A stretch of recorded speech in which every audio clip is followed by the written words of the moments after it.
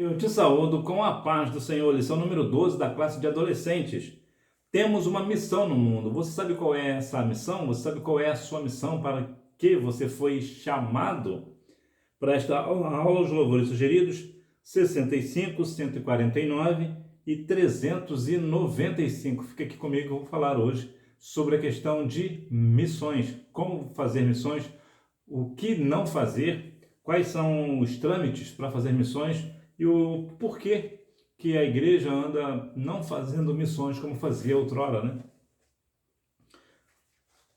A mensagem. Então ele disse: vão pelo mundo inteiro e anunciem o evangelho a todas as pessoas. Mateus capítulo 16, versículo 15. Você sabia que as pessoas, os cristãos, gastam mais dinheiro com refrigerantes e doces do que com missões? Só misericórdia, hein? Isso demonstra a nossa prioridade, né? Priorizamos mais o refrigerante e os doces do que a obra missionária, só Jesus. Vamos descobrir. Nós vivemos uma rotina muito corrida, não é mesmo? Sempre há algum compromisso que precisa cumprir, mensagens que precisamos responder e tarefas que precisamos executar. Veja que tem alguns pontos aqui que nos traz a ideia de tempo. Nós perdemos tempos ou investimos tempos, né? Existem situações pelas quais nós precisamos realmente nos ocupar, como é o caso, por exemplo, quando nós temos um compromisso que precisamos cumprir. Se você tem um compromisso, você precisa cumprir. Por exemplo, você estuda, então você é um compromisso seu, você precisa estudar. Quando você tem essa ideia, por exemplo, de trabalhar, por exemplo, também é um compromisso. Se você vai viajar com seus pais, é um compromisso. Então, tem compromissos pelos quais nós não podemos adiar. Entretanto, nem toda hora nós estamos tendo compromisso, né? Nós temos alguns momentos livres, né? Só misericórdia. Sai daqui. Ô, meu pai. E uma dessas é, por exemplo, mensagens que precisamos responder. Tem mensagens que nós podemos até ignorar por um certo tempo, mas depois precisamos responder. Isso faz parte da educação. Ainda que seja aquela mensagem que você não quer responder, aquela mensagem chata, né, de alguém. Sempre tem uma pessoa chata, né, que não seja você a pessoa chata, né? Mas o que acontece? Você perde um tempinho, cerca de 4 segundos para responder uma pessoa, 4, 5 segundos. Então você pode responder. Pode, por exemplo, dizer: não posso falar com você agora, mas depois eu falo com você. Algo dessa natureza, de uma forma educada. Ainda que você talvez não queira responder aquela hora no momento. Você, de repente, está ocupado com outras coisas.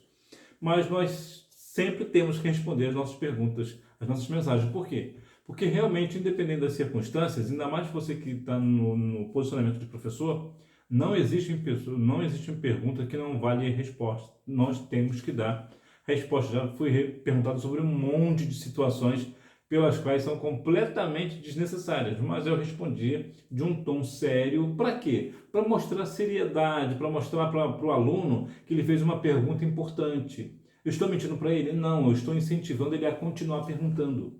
A nossa vida é uma vida de pergunta, então tem muitas perguntas que se responde de uma forma simples, né, mais fácil. Existem, claro, aquelas perguntas mais complexas, mas a verdade é que nós precisamos sempre responder às mensagens que fazem para nós, né? Precisamos sempre responder. Outra questão também é a tarefa que precisamos executar. De repente você precisa lavar a louça para sua mãe, ou lavar o carro do seu pai.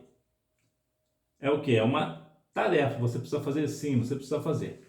Mas tanto na questão de compromissos que precisamos cumprir, das mensagens que precisamos responder, de tarefas que precisamos executar, haverá sempre tempo para quê? Entre essas questões, para evangelizar. Nós sempre teremos tempo para evangelizar. Hora de aprender a missão dos discípulos de Jesus. Entendendo a missão. É nesse contexto que Jesus Cristo comissionou os seus seguidores a uma grande missão. Você é seguidor de Jesus? Claro que é, então você tem uma grande missão. O Mestre entregou aos seus discípulos a responsabilidade de anunciar as boas novas do Evangelho. Mas o que isso quer dizer? O que são boas novas, né? Boas notícias, na verdade. Qual é a boa notícia? A grande questão do Evangelho é o quê? Que Jesus amou o mundo de tal maneira. É o amor do Senhor, é o amor de Deus pela humanidade. Essa é a nossa principal mensagem em missões. Eu conheço pessoas que são um pouco despreparadas e falam de missões, mas não de missões, falam de questões doutrinárias e pior, às vezes nem de doutrina, é de costume. Olha, você tem que aceitar Jesus e parar de fazer isso, parar de fazer aquilo. Isso aí não vai fazer o Espírito Santo atuar. Por quê? Porque quando você chega para alguém e fala assim, ó, você precisa fazer isso, deixar de fazer isso, para Deus atuar na sua vida, significa, de repente, é um costume que a pessoa tem. E para ela está certa. O que vai acontecer? O que essa pessoa vai ter? A pessoa terá uma resistência à sua mensagem. Por que vai ter uma resistência? Porque você já falou, chegou para ela falando que ela tem que parar de fazer isso ou deixar de fazer aquilo outro. Não é assim que nós ganhamos as pessoas para Jesus. Imagina que eu chego na sua casa e digo, por exemplo, que não gostei daquela cor, que precisa pintar de outra cor. Você vai fazer isso? Não, claro que não. Por quê? Meu irmão chegou aqui agora, quer mandar na minha casa?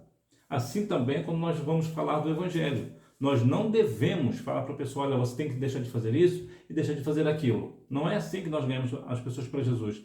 Não é assim que o Espírito Santo vai atuar. Por quê? Por causa da resistência da pessoa. Então, o que nós falamos? Nós chegamos com o quê? Com a mensagem do amor de Cristo, com o amor de Deus, o amor de Deus que deu o seu Filho na cruz do Calvário, para que todas as pessoas creem no Cristo e tenham o quê? A vida eterna. Aí a pessoa vai começar a te observar e vai começar a prestar atenção em você. Eu tive um amigo que ele era espírita.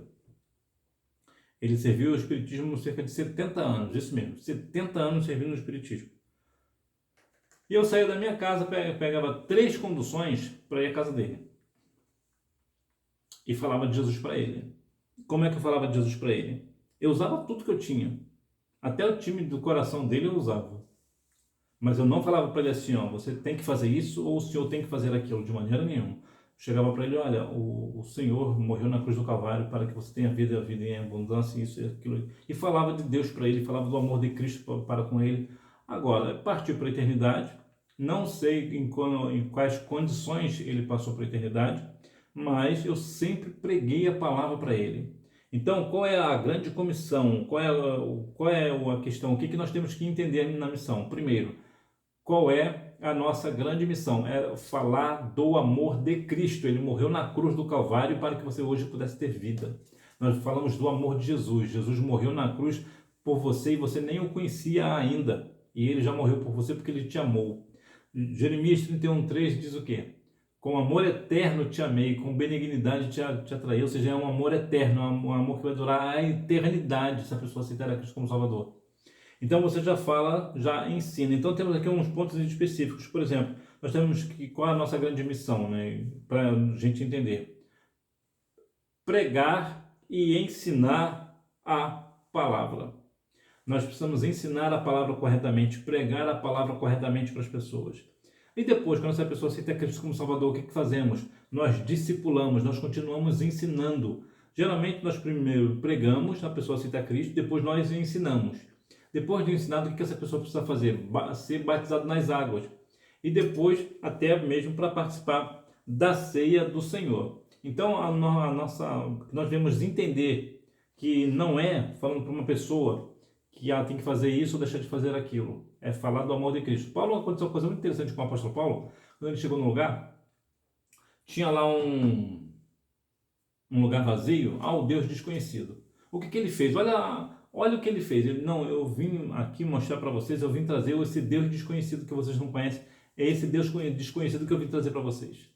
Olha, que lá tinha lugares para vários deuses. Veja que o apóstolo Paulo não falou assim, vocês têm que esquecer esses deuses aí todinho, acabar com isso daí, acabar com essa idolatria, fazer isso ou fazer aquilo. Não. Ele falou assim, eu vim trazer um novo. Eu vim trazer esse que vocês não conhecem. É isso que nós temos que fazer. Levar a mensagem do Deus que eles não conhecem. Por quê? Porque hoje as pessoas conhecem um Deus que praticamente não existe. Qual é? É o Deus de raiva, é o Deus do ódio. Eles acham que o Deus de Israel, o Deus que criou todas as coisas, que criou eu e você, eles acham que esse Deus é um Deus perverso, é um Deus cruel, é um Deus que mata criança, é um Deus que destrói cidade, que manda dilúvio, mas não é esse o ponto. Por quê? Por que Deus fez todas essas coisas?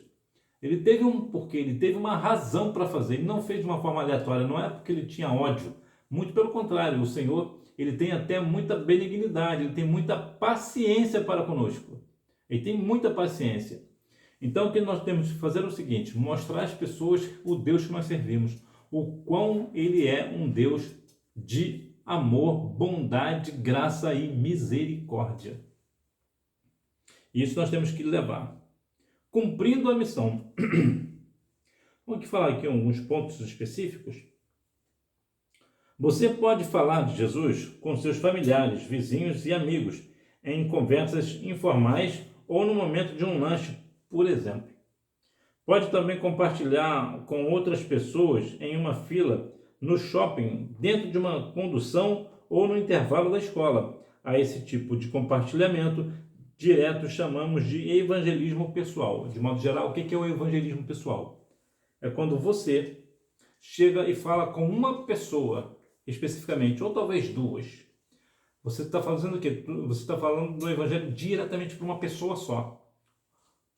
Isso é o evangelismo pessoal, é só entre você e ela. Está só vocês dois numa condução, no shopping, na escola, na faculdade, perto da igreja, no seu vizinho, na roda de familiares, né? Sempre tem pessoas da família que não é crente, aí você chega para um primo, para a prima, para a tia, para a avó, ou de repente para a mãe, para o pai: olha, o Senhor Jesus é assim, assim, assim. Você começa a falar do evangelho ali. O que é isso? Isso é um evangelismo pessoal.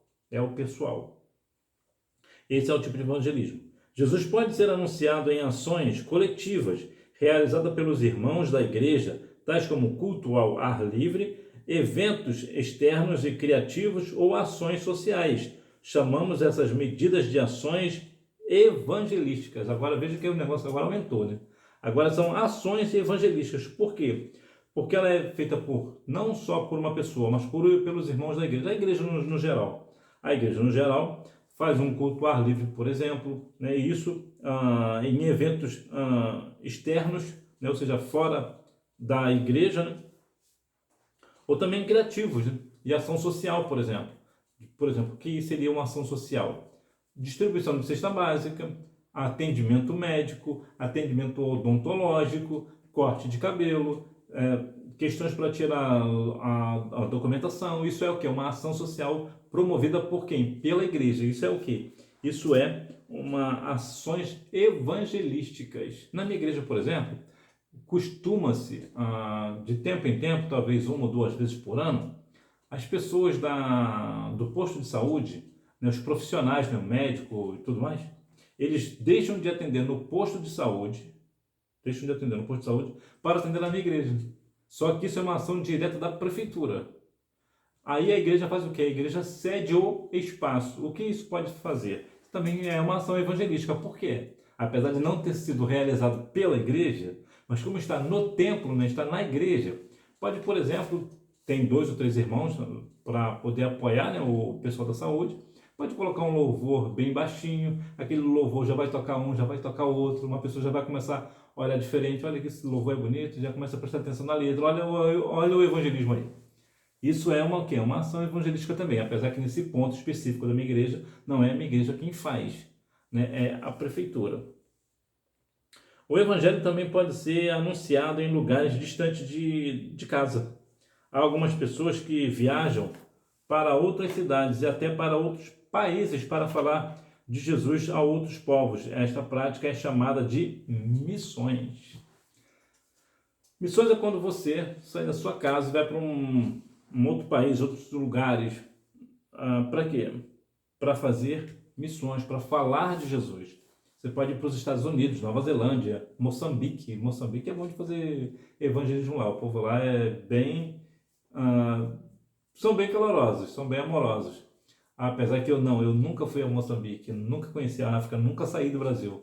Mas eu sei, tem um amigo que é pastor e ele faz missões em Moçambique. Então ele sempre comenta, ele sempre fala algumas coisas e tudo.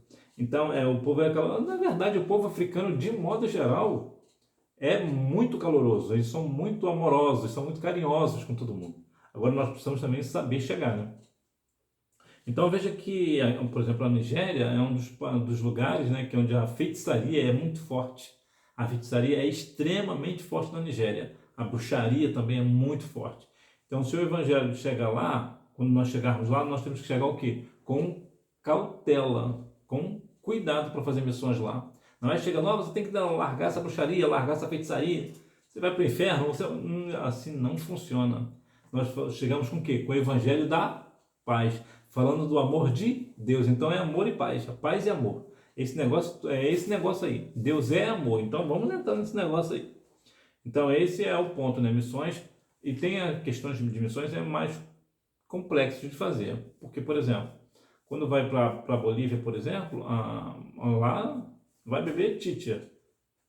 Como é que é a chicha lá? Lá a bebida com água quente, farinha de trigo e açúcar. Só misericórdia. Só Jesus. Não, eu também nunca fui à Bolívia, nunca saí do Brasil, mas eu sei. Conheço uma pessoa que foi para lá e fez missões e comentou. Ou seja, a grande questão de fazer missões fora do país é a cultura daquele país. Você conhece? Tem uma outra missionária que eu conheço também, que ela foi para fazer missões no Peru. Comia carne de macaco lá. Por quê? Lá é cultura deles comer carne de macaco. Pelo menos no lugar onde essa minha amiga foi, né? Lá, num lugar específico, do lado do Peru, lá come carne de macaco. Aí imagina, olha a situação. Fazer missões em outros países é complexo. Tem a questão do idioma também, a cultura, né? Situações e colocações, por exemplo, é difícil. É muito mais complexo. Porque muitas vezes as pessoas falam assim, fazer missões é uma maravilha. Você chega lá na igreja e prega a palavra. Não é bem assim que funciona, não. Tem os bastidores, tem antes de chegar no culto, como é que é. Tem lugares, por exemplo, que o negócio lá é estreitinho. O pastor chega na igreja, por exemplo, e tá o pessoal ali só misericórdia. Armados até, é complicado. Então, fazer missões precisa de ter muito preparo, precisa ter muito cuidado. Não é somente ser uma pessoa chamada pelo Senhor. É importante? É importante. Importante ser cheio do Espírito? Sim. É importante ter conhecimento bíblico? Sim. Mas também precisa ter muita cautela, muito cuidado, saber chegar e saber sair, saber falar com um e saber falar com outro. Por exemplo, se você vai para a Nigéria, você chega lá e fala com o pastor, vai ser uma bênção. Mas como é que você fala para falar com um bruxo? Se um bruxo chegar lá na igreja, ou um feiticeiro, como é que você vai falar com ele? Você precisa ter cuidado, saber o que você está falando. Isso é muito perigoso, é muito perigoso. Então nós devemos ter cautela, mas é importante que sim, você podendo fazer, faça missões. A mensagem de Cristo também pode ser anunciada por meios de comunicação. Existem diversos recursos e muitos podem ser utilizados para anunciar ao Senhor Jesus. Jornais, revistas, televisão, rádio, internet. Aqui eu particularmente vou chamar de evangelismo eletrônico ou evangelismo online, ou os dois, né? Veja que o evangelismo de imprensa também pode ser chamado também. Mas isso é o que eu estou falando agora, tá? Não é que é o nome, não, eu que estou dizendo. Hoje, com a questão da internet, a internet veio para melhorar esse negócio, para nós conseguirmos falar ainda mais para um povo ainda muito maior, muito maior. Eu, particularmente, tenho algumas questões, por exemplo, que eu falo para outros países. Eu estou falando aqui com você, mas falo para outros países também. Outras pessoas de outros países também assistem o canal aqui. Inclusive, se você é de outro país, está me assistindo, muito agradecido pela sua audiência, por você estar aqui comigo. Então, veja o que é isso. É a amplitude da rede social. Então, é uma forma aqui de evangelizar, de pregar a palavra. Então, nós devemos ter aí esse cuidado para falar do amor do Senhor Jesus, tanto na questão da revista eletrônica, por exemplo, né? Lá no online, independente, isso também é uma forma de evangelização. A propósito, você usa a sua rede social para pregar o evangelho ou você fica só de papinho furado? Olha lá, hein? Olha lá, hein? Você pode conversar, claro que pode, mas também podendo, usa aí suas redes sociais para pregar o evangelho. Chamados para fazer a diferença. O sal era um elemento importantíssimo na época de Jesus. Ele era usado para preservar a alimentação, por exemplo. O sal é essencial para manter a saúde. As pessoas falam a questão do sal, por exemplo, do negócio de pressão alta, que já foi comprovado que o sal não causa pressão alta. Na verdade, o sal ele regula. Pode parecer estranho, mas é verdade. São médicos especializados que falam. Mas não o sal que nós conhecemos, né? Esse sal refinado, né? O sal do Himalaia, também chamado de sal rosa.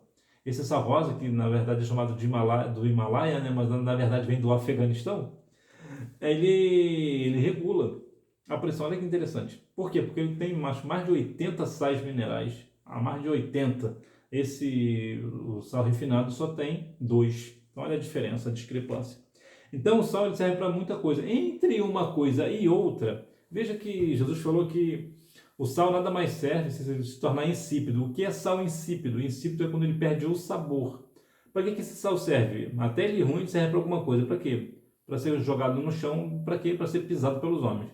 Esse pisado pelos homens é no sentido literal. Os homens vão passar e vão pisar nele. É literal o negócio.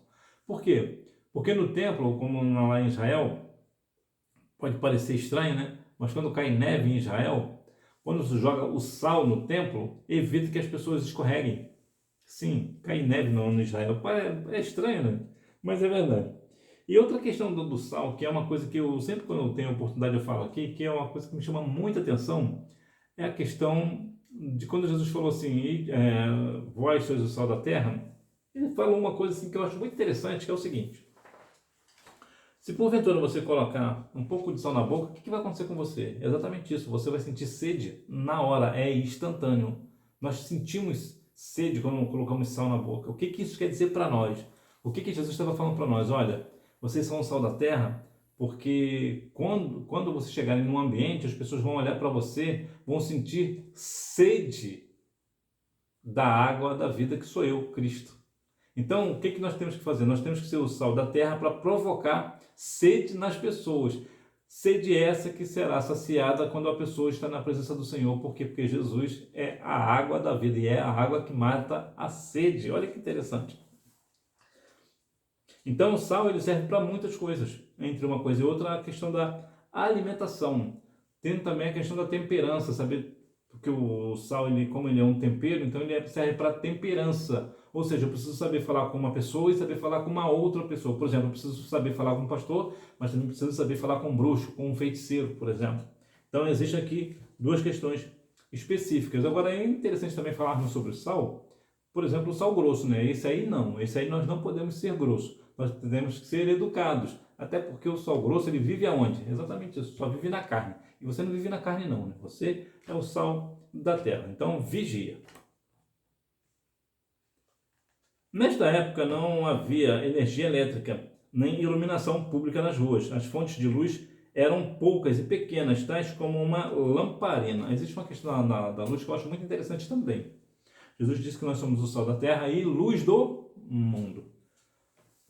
Não sei se você já observou que quando você está dormindo, por exemplo, e está tudo escuro e você acorda e de repente acende uma luz, você fecha o olho imediatamente, é instantâneo. Por quê? Você não suporta a claridade, porque você estava no escuro.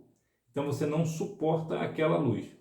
O que traz isso para nós também? Quando Jesus falou que nós temos que ser a luz, nós temos que causar esse impacto na pessoa. A pessoa vive na escuridão das trevas, do pecado. Então nós chegamos com a luz de Cristo, a pessoa fecha o olho e de repente volta assim e começa a enxergar tudo. Essa é a ideia.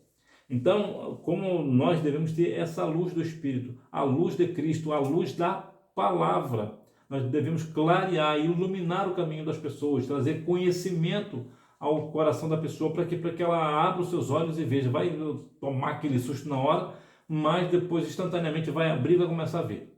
Essa é a ideia. Embaixador é um representante político e diplomático de uma autoridade. No contexto bíblico, um embaixador era um agente que representava a autoridade de um rei ou de um governo. Bom, você é o quê? Você é um embaixador de Cristo. Como embaixador de Cristo, você é um representante legal de Cristo. Então, onde você está, legalmente, é como se Jesus estivesse junto. Ou seja, não é nem junto. Você representa Cristo. Ou seja, quando o embaixador, ele é de um país, então ele vai para outro país. Ele é embaixador lá, por exemplo. Alguém é embaixador do Brasil lá em Israel. O que significa para aquele embaixador? Aquele embaixador lá, ele representa o Brasil. Se tem um problema lá em Israel, com o Brasil, é o embaixador que vai resolver. Ele é diplomata. Ele resolve as questões. Ele dá solução. Por quê? Porque o embaixador lá é como se o Brasil estivesse lá. É como se aquele embaixador fosse o presidente da República do Brasil, por exemplo. Então, quando você está no lugar, é como se Jesus estivesse no lugar. É como você é o representante legal de Cristo. Então, cuidado com o que você anda fazendo. Porque quando você faz algo errado, as pessoas te apontam. As pessoas, quando você faz certo, ninguém vai olhar, ninguém vai observar, mas se você errar, o dedo é prático, né? Olha lá o crente, olha lá a crente. E diz que é crente, olha lá. Então nós precisamos ter cuidado com aquilo que nós estamos fazendo, principalmente quando nós estamos sozinhos no nosso quarto, por exemplo. Vigie, vigia, você é embaixador, embaixadora, olha lá, hein? Geração eleita. O apóstolo Pedro, em sua primeira carta, se dirige aos cristãos usando 4 termos para qualificar os seguidores de Jesus. Ele escreveu que somos a geração eleita, o sacerdócio real, a nação santa, o povo adquirido. Geração eleita. Você é uma pessoa da geração eleita. Essa geração nossa é uma geração eleita. É a última geração, na verdade, né? Nós estamos na semana de 69, a semana 69 das 70 semanas de Daniel. Então, a nossa geração é a geração eleita. Por que é eleita? Porque foi eleita por Cristo, como Cristo existiu desde a antiguidade, mas ele nunca se manifestou, ele só se manifestou no Novo Testamento, que é o nosso caso, né, que veio até nós. Então, nós somos a geração eleita. O que essa geração eleita é? É uma coisa interessante de falar sobre a predestinação.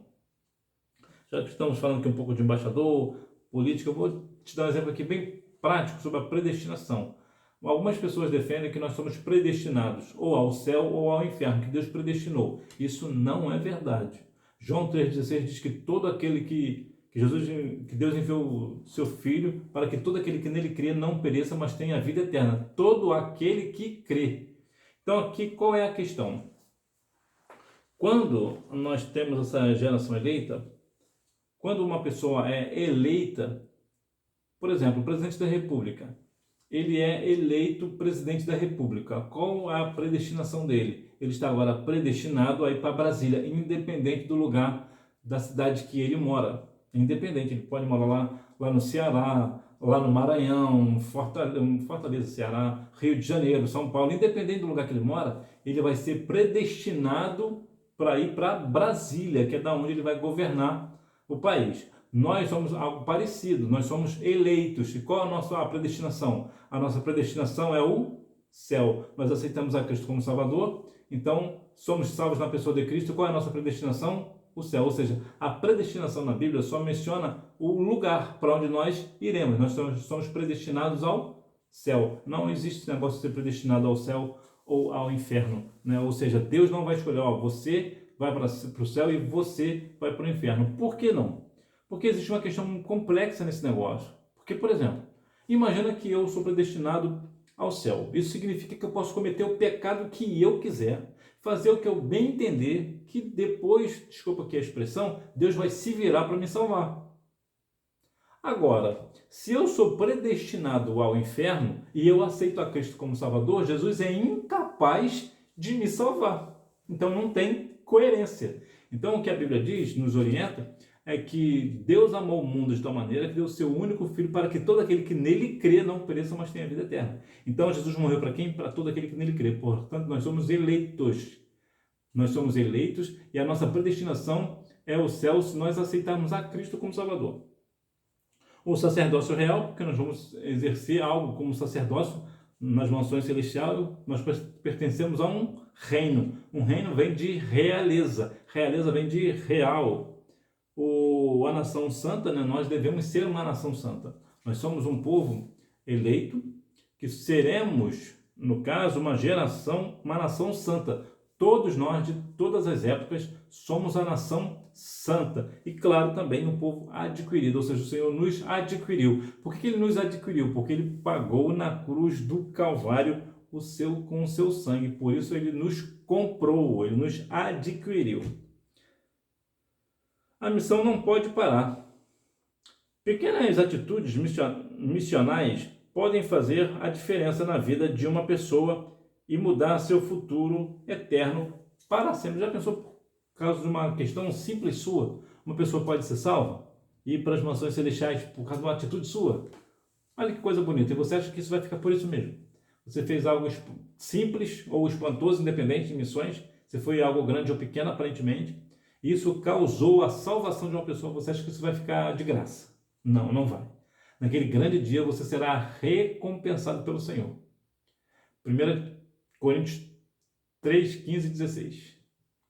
Que nós teremos ali as nossas obras colocadas no fogo. Como você fez não, né? Você foi usado pelo Espírito Santo, você trouxe uma pessoa para Cristo, então sim, você terá um brinde, você vai receber um negocinho, vai ter uma pedra preciosa para você lá.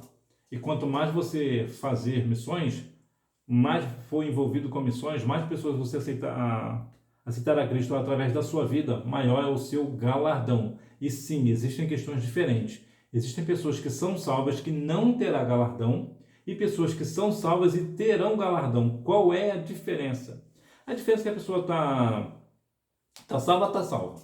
Mas se essa pessoa, ou mais se outra pessoa está salva e fez missões, praticou situações pelas quais as suas obras não foram queimadas pelo fogo divino lá no céu, nas mansões celestiais, essa pessoa terá um galardão, terá um prêmio, terá umas pedras preciosas. Por quê? Porque ele é a forma de Deus recompensar o nosso trabalho na questão eterna. Porque o Senhor, quando você faz algo, Deus te recompensa aqui na terra, por alguma razão que você fez, por algum trabalho que você fez. Então o Senhor te recompensa aqui. Mas também haverá recompensas no céu que vão durar a eternidade. Aqui, quando você recebe algo aqui, que Deus te deu uma bênção aqui, essa bênção aqui, ela vai se deteriorar com o tempo. Por exemplo, se o Senhor te deu um carro, por exemplo, esse carro, tu vai levar esse carro para o céu? De maneira nenhuma. Ele vai ficar aqui. Então, e com o tempo também, ele vai se deteriorar. Mesmo que você tenha muito cuidado com ele, vai ter uma hora que ele vai estar caindo aos pedaços, não é assim?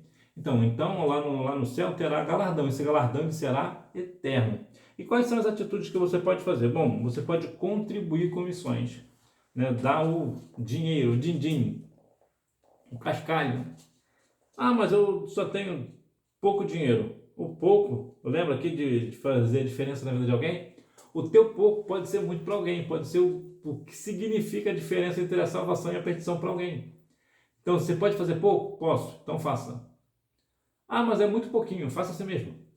Então, é o contribuir. E uma forma de fazer missões é contribuindo. A segunda questão é você orar por missões. Quando você ora por um missionário, por uma missionária, ou pelos missionários e pelas missionárias, também é um negócio diferente. Por quê? Porque você também está contribuindo de uma forma. Como? Orando por eles. E só para lembrar, 70% das missões do mundo são realizadas por mulheres. Mulheres. Ou seja, de cada 10 missionários no mundo, 7 são mulheres. Então, você pode contribuir, orar. E qual é a outra forma de você contribuir com missões? Indo. Quando você vai fazer missões, quando você sai da sua casa e vai fazer missões em outro país, por exemplo, você está fazendo o quê? Está fazendo o Ilha de Jesus. Ah, mas eu não posso ir para um país. Você pode ir para outro estado ou na sua vizinhança mesmo. Então, quando você vai fazer missões, quando você faz o evangelismo, tanto pessoal como coletivo, você está fazendo a obra missionária. Você está fazendo exatamente a missão que você tem no mundo, que é de pregar o evangelho a toda criatura. Conclusão. Jesus comissionou a seus discípulos a missão de pregar o evangelho. Cada cristão deve participar desse propósito. Veja que aqui é uma questão importante, de que cada cristão é salvo para levar o evangelho de Cristo. Por que eu digo isso e isso é importante? Porque muitas pessoas acham que somente o pastor tem que fazer missões, somente o pessoal lá da Secretaria de Missões que é responsável por isso. No nosso caso, por exemplo, tem a Sename, na Secretaria Nacional de Missões. Ah, só eles que vão fazer missões. Tem também o Portas Abertas, né? Só o Portas Abertas pode fazer missões, ou o Radar Missionário que podem fazer missões. Não. Nós também. E nós, principalmente, nós devemos fazer missões. Como eu falei, nós gastamos mais dinheiro com doces e refrigerantes do que com missões. Isso é uma vergonha. Gastamos mais dinheiro com pets do que com missões, ou seja, com bicho de estimação do que com missões. Como isso é possível? Eu sou contra os bichinhos de estimação? Não, claro que não. Mas nós estamos colocando os bichinhos de estimação mais importantes do que missões. Nós somos chamados para isso, para pregar o evangelho, para que outras pessoas, assim como nós, conheçam a Cristo e sejam salvas na pessoa de Cristo. É esse que é o ponto. Então, qual é a nossa grande missão no mundo? Pregar o evangelho. E como é essa pregação? É falando que a pessoa não pode fazer isso ou não pode fazer aquilo? Não. Nós pregamos o amor de Cristo, que Jesus morreu na cruz do Calvário para que nós venhamos hoje ter vida e vida em abundância. Esse aqui é o grande Ponto. Vamos praticar. Número 1, sal e luz, embaixadores de Cristo e geração eleita. Número 2 é uma resposta pessoal. Nós temos que falar de missões, pregar missões. Como é que nós pregamos sobre missões? Nós temos que conhecer a palavra, né? A Bíblia. A Bíblia é a nossa única regra de fé e prática. Então, quando nós falamos do amor de Cristo, de onde que se fala que o Senhor Jesus tem amor por nós? Que Deus amou o mundo? Na Bíblia. Então, nós precisamos conhecer textos bíblicos, ser instruído na palavra. Ah, mas eu não sou muito instruído na palavra, não. O pouquinho que você sabe, tá bom. Por quê? Porque a Bíblia é a nossa grande questão. Por exemplo, nós lemos a Bíblia para quê? Para sermos sábios. Nós praticamos a Bíblia para quê? Para ser santos. E nós temos fé na Bíblia para quê? Para ser salvo. Então nós temos que fazer o quê? Ter a Bíblia como nossa única regra de fé e prática. Ensinar a Bíblia às pessoas. É importante também o teu testemunho. Por quê? Porque falando de Bíblia, as pessoas no mundo não leem Bíblia. Tem muito cristão que não lê, imagina o mundo, né? Então você é a única Bíblia que eles leem. O que eu quero dizer com isso? É o seu exemplo. Se você dá bom exemplo às pessoas, as pessoas sabem que você é de Jesus, o que eles vão falar? Olha que adolescente, como que essa pessoa faz, né? Olha aquela adolescente ali, olha como ela age, olha como ela é coerente, olha como ela é uma pessoa educada, é uma pessoa que respeita as outras pessoas, é uma pessoa amorosa, é uma pessoa que tem piedade. Olha que coisa bonita. Ela fala que é de Jesus, né? E é de Jesus mesmo, né? De Deus mesmo. Esse Deus dela deve ser um Deus de amor mesmo. Veja, o teu exemplo. Agora, se você é uma pessoa ranzinza, fofoqueira, só misericórdia, fala mal de todo mundo, vive falando mal de um e de outro, levanta falso de um e levanta falso do outro, é uma pessoa que não estende a mão para ninguém, não ajuda ninguém. Então, o que as pessoas vão dizer? E é crente, eu não quero esse Deus dela, essa pessoa não, essa crente fofoqueira, ou crente fofoqueiro, né, que também tem muito homem obreiro também que é fofoqueiro, ou um homem normal, né, ou não necessariamente obreiro, né, mas também homens na igreja também que são fofoqueiros. Fofoqueiro, quer esse Deus nada, esse Deus dela deve ser fofoqueiro também, esse negócio de revelação aí, Deus deve ter revelado alguma coisa para essa mulher aí, para esse homem aí, por isso que estão falando tanta coisa aí, Aí, o que é isso? É um mau exemplo. Então, como nós temos um mau exemplo, nós não conseguimos ganhar as pessoas para Cristo. Então, é importante que nós venhamos realmente ter bom exemplo, sermos bons exemplos. Para quê? Para que as pessoas, quando olhem para nós, sintam sede de Cristo. Que Deus continue abençoando a sua vida e que nós venhamos realmente cumprir a nossa missão, que é falar do amor de Cristo para todas as pessoas. Que Deus continue abençoando a sua vida e você me vê na próxima aula, se Deus quiser. Tchau!